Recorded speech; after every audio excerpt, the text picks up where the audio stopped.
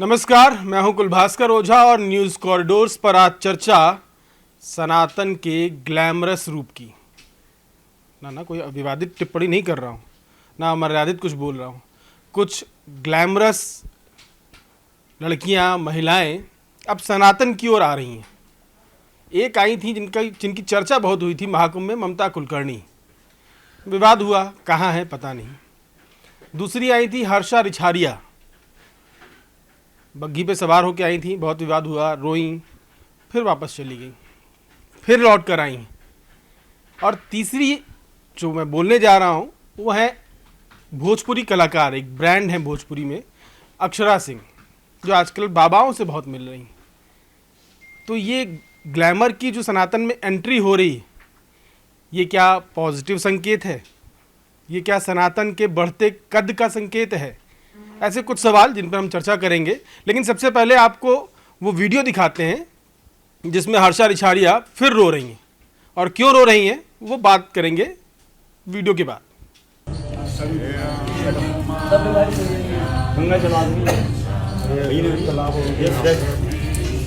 तो हर्षा रिछारिया रो रही हैं, रो इसलिए रही हैं कि उनकी पद यात्रा को प्रशासन की मंजूरी नहीं मिल रही।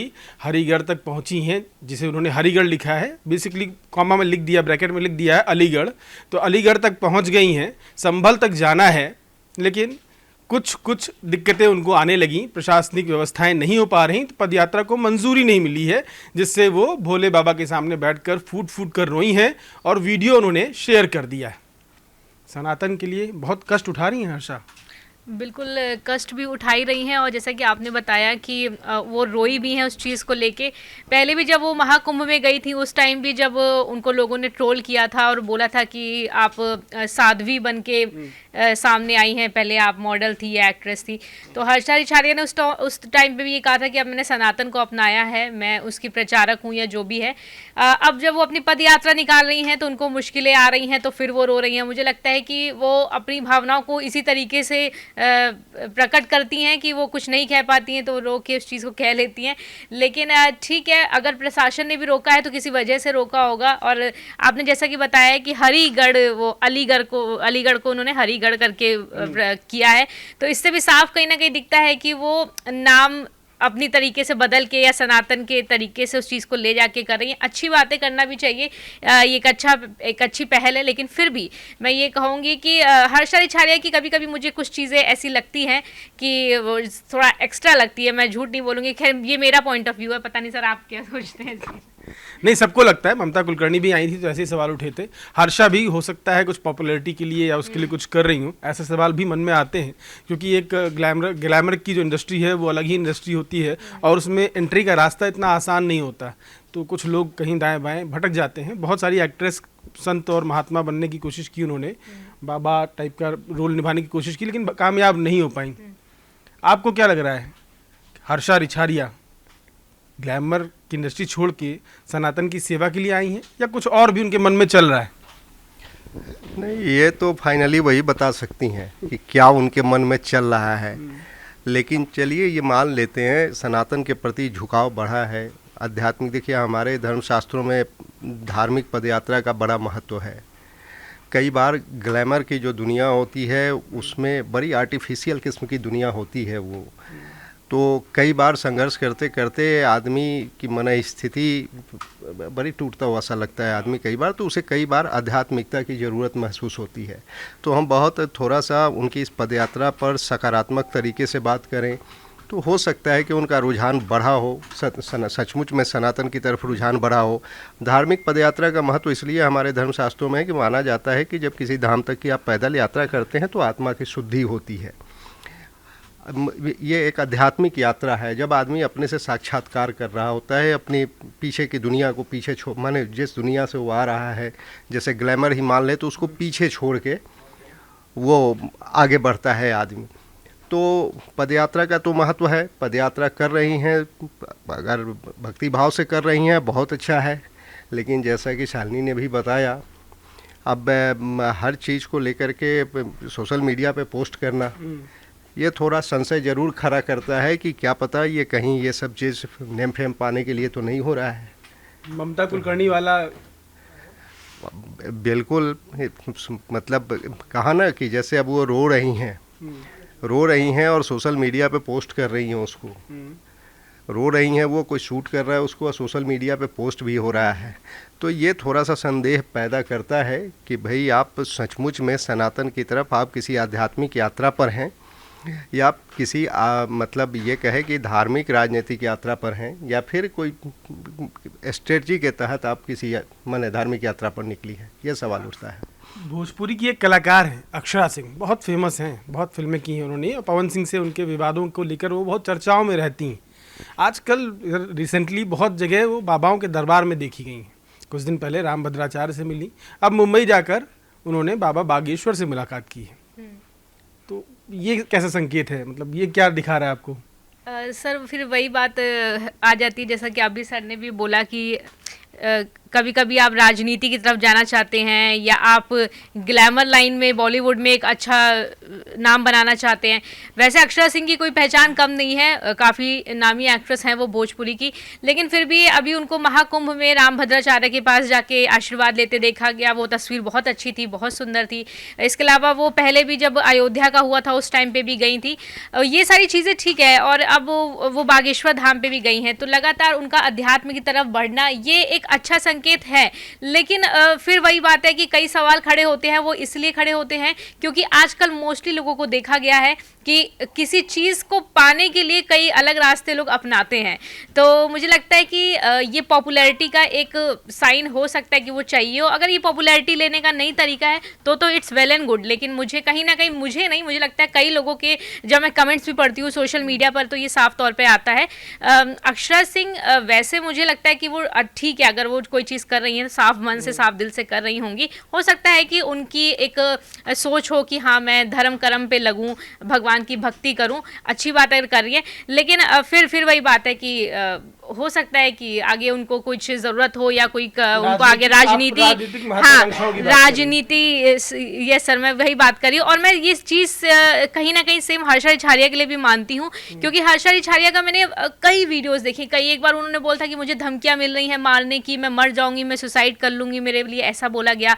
उनको सोशल मीडिया, मुझे लगता है कि जब आप अध्यात्म की राह पे जाते हैं तो आपको इतना मजबूत बन जाना चाहिए। जब आप शक्ति या भक्ति या चीज़ों में करते हैं, मेडिटेशन करते हैं, तो आप इतने इंटरनली स्ट्रांग हो जाते हैं कि आप चीज़ों को झेलें। लेकिन जब आप बार बार सोशल मीडिया का सहारा लेके चीज़ें करते हैं तो फिर वहाँ पे मुझे लगता है कुछ है। मतलब हिमालय की कंदराओं में जो ऋषि और मुनि तपस्या कर रहे हैं उनका जिक्र नहीं होता, लेकिन उनके लिए भाव अगाध है सनातनियों के पास। उनकी चर्चा हो ना हो, उनकी तस्वीरें हो ना हो, लेकिन जब बातचीत होती है तो मन में यही आता है कि वो बड़े अच्छे हैं। जो बार बार सोशल मीडिया पे दिख रहे हैं, भले वो सनातन का प्रचार करते हैं और सनातन को बढ़ाने में योगदान देते हैं, लेकिन उसके पीछे की राजनीतिक महत्वाकांक्षाएं भी कुछ कुछ होती हैं। जब योगी बाबा जब बने यूपी के सीएम, तो एक सन्यासी सीएम बन गया, तो बहुत सारे संदेश ऐसे ही निकल के आए होंगे। शायद ये जो सिलसिला शुरू हुआ है, अक्षरा को लग रहा हो कि बाबा बागेश्वर, रामभद्राचार्य अगर जहाँ से चाहेंगे बीजेपी का टिकट दिला देंगे, ऐसी कुछ संभावनाएं आपको? देखिए, हो सकता है कि ऐसी महत्वाकांक्षा हो, और अगर ऐसी महत्वाकांक्षा है तो इसमें बुरा क्या है। हम देखिए, ये जो सेलिब्रिटीज़ हैं, मैं पहले फिर कह रहा हूँ कि ये जो एंटरटेनमेंट का जो वर्ल्ड है, ये जो मनोरंजन की दुनिया है, जो ग्लैमर की दुनिया है, ये बड़ा आर्टिफिशियल है, आभासी दुनिया है। हाँ। जहाँ आदमी चेहरे पर मुलम्मा चढ़ा करके और मुस्कुराता हुआ दिखता है, लेकिन अंदर बड़ा दर्द छुपा होता है, बड़ा अकेला होता है, कई चीज़ों में, कई मायने में। तो ये बड़ा स्वाभाविक होता है कि आपका झुकाव अध्यात्म की तरफ हो। ये बड़ा व्यक्तिगत चीज़ है कि भाई हमारा झुकाव हो सकता है, तो इस पर कोई एतराज़ करने की गुंजाइश नहीं है। रही बात कि भाई वो इसको टूल की तरह यूज कर रहे हैं, रास्ता निकाल रहे हैं, कोई भी सेलिब्रिटी हो। अक्षरा सिंह को फेम की ज़रूरत नहीं है, बहुत पॉपुलर चेहरा है, बहुत ज़बरदस्त फैन फॉलोइंग्स है उनकी। कोई राजनीतिक महत्वाकांक्षा अगर हो भी सकती है, अगर है भी, तो इसमें कुछ बुरा नहीं है। और हम सेलिब्रिटीज़ की बात क्यों करते हैं? ये महत्वाकांक्षा हर आदमी पालता है, अपने हिसाब से उसको पाने की कोशिश करता है। अब राजनेताओं को देखे, आपने सोचा था कि भाई कोई राजनेता कोट पैंट पहन के कोट के ऊपर से जनेऊ डाल के मंदिर में जाएगा, ये दिखाने के लिए कि हम हिंदू हैं? एकदम। आप जो इशारा कर रहे हैं कर्नाटक में जो विवाद हुआ है, नहीं, उसके बाद हम राहुल गांधी की भी बात कर रहे हैं ना। हम ऐसे नेताओं की जो कभी सनातन से दूर दूर तक उनका नाता रिश्ता नहीं रहा, प्रैक्टिस में निजी जीवन में जो वो जीवन जीते हैं उसमें कहीं उसका वो परिलक्षित नहीं होता है, और चुनाव के समय मंदिर मंदिर घूमते हैं, टीका लगाते हैं, तो वो भी वही काम कर रहे होते हैं। तो अगर कोई सेलिब्रिटीज इसको करता है तो ठीक है, ये उसकी चॉइस है। लेकिन हाँ, ये है कि हम सवाल तो उठा सकते हैं, हमारा काम सवाल उठाना हाँ। है। तो सनातन का प्रचार कर रहे हैं, बहुत अच्छा है, बस ममता कुलकर्णी वाले काम मत करिएगा, क्योंकि उससे कष्ट होता है। महामंडलेश्वर बन के भी आप वो रास्ता नहीं अपनाते हैं और सनातन की सेवा नहीं करते हैं तो कष्ट होता है सनातनियों को। क्यों? बिल्कुल होता है। और मेरा ऐसा भी मानना है कि किसी चीज़ की सिद्धि करने के बाद, किसी चीज़ की प्रैक्टिस करने के बाद आप सच्चे तरीके से आध्यात्मिक राह पे चलते हैं। तो इसलिए भी मुझे लगता है कि एकदम से जब आप बड़ी बड़ी बातें करने लगते हैं कि हमको शक्तियाँ मिल गई, जैसे ममता कुलकर्णी ने बोला था कि मुझे ये चीज़ प्राप्त हुई है, मुझे शक्तियाँ हैं मेरे पास, मैं भगवान से कनेक्ट कर सकती हूँ, मुझे बात करते हैं, मेरे सपने में आते हैं, तो मुझे ऐसी बातें पता नहीं क्यों मुझे विश्वास नहीं होता है। क्योंकि बहुत सारी चीज़ें होती हैं, आम इंसान भी करता है, हम भी कई बार बहुत चीज़ें नहीं कर पाते तो मेडिटेट करते हैं, जो चीज़ करते हैं, लेकिन मुझे लगता है कुछ चीज़ें सिद्धियों के बाद आती हैं, प्रैक्टिस के बाद आती हैं। ऐसा नहीं है कि भगवान आपसे ऑटोमेटिकली कनेक्ट हो जाते हैं और आप एकदम रातों रात कल मॉडल होते हैं और आज आप एकदम भगवान से बिल्कुल सीधी आपकी बातचीत हो रही होती है। तो मुझे ये बहुत बहुत ज़्यादा फेक लगता है। और रही बात जैसे और चीज़ों की, सर ने भी बोला कि बहुत सारी चीज़ें होती हैं, कई बार नेता लोग भी करते हैं ये चीज़। हाँ, ये बात भी मैं मानती हूँ, कई बार नेता लोग भी ये चीज़ करते हैं, लेकिन सब इंसान अपनी अपनी तरीके से अपनी अपनी राजनीति ही कर रहा है, चाहे वो किसी भी फील्ड में हो, वो चीज़ कर रहा है। और इसके अलावा ममता कुलकर्णी की तो बात छोड़ ही दीजिए, हम क्या ही करें। अक्षरा सिंह का मैंने भी वीडियो देखा, बागेश्वर दरबार में, वो पटना में जब वो लोग गई उनसे मिलने, अच्छा था वो चीज़, काफ़ी कुछ अच्छा था। लेकिन कहते हैं ना कि अक्षरा सिंह की एक कॉन्ट्रोवर्सी रही है पवन सिंह की वजह से। एक इंटरव्यू मैंने उनका देखा था जब उन्होंने बोला था कि मुझे इंडस्ट्री में कई बार कई जगहों पे काम नहीं मिलता है पवन सिंह की वजह से, कई बार फ़ोन चले जाते हैं, मैसेजेस चले जाते हैं कि फिल्म में ना लो। खैर पवन सिंह ने कभी इस चीज़ पे साफ तौर पे नहीं बोला।